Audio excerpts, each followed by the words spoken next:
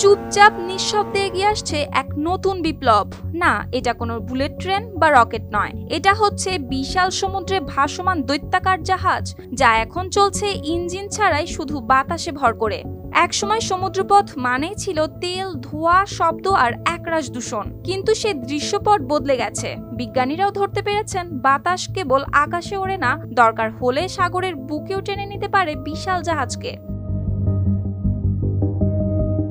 একসময় যে পালতোলা নৌকা ছিল ইতিহাস, এখন আবার সেই বাতাসেই ফিরেছে, তবে আধুনিক রূপে। এখানেও পাল আছে ঠিকই, কিন্তু সেটা আধুনিক প্রযুক্তি নির্ভর।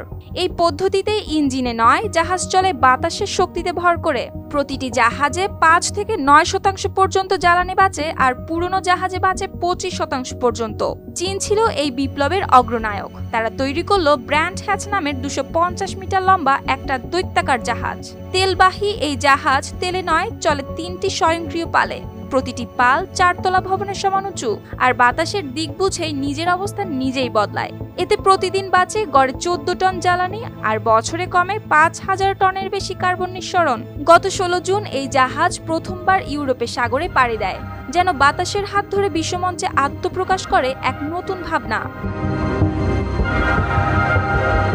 এদিকে চীনের আগেই জার্মানি ই-শিপ 1 নামের জাহাজে 4টি ফ্লেটনার রোটর লাগিয়ে শুরু করেন এই যাত্রা, যেখানে বাতাসকে ঘুরিয়ে চালিকা শক্তি বানিয়ে কমানো হয়েছিল অন্তত ১৫% পর্যন্ত জ্বালানির ব্যবহার। আরও আগে বেলুগা স্কাই সেলস জাহাজে ঘুড়ির মতো বিশাল কাইট সেল ব্যবহার হয়েছিল।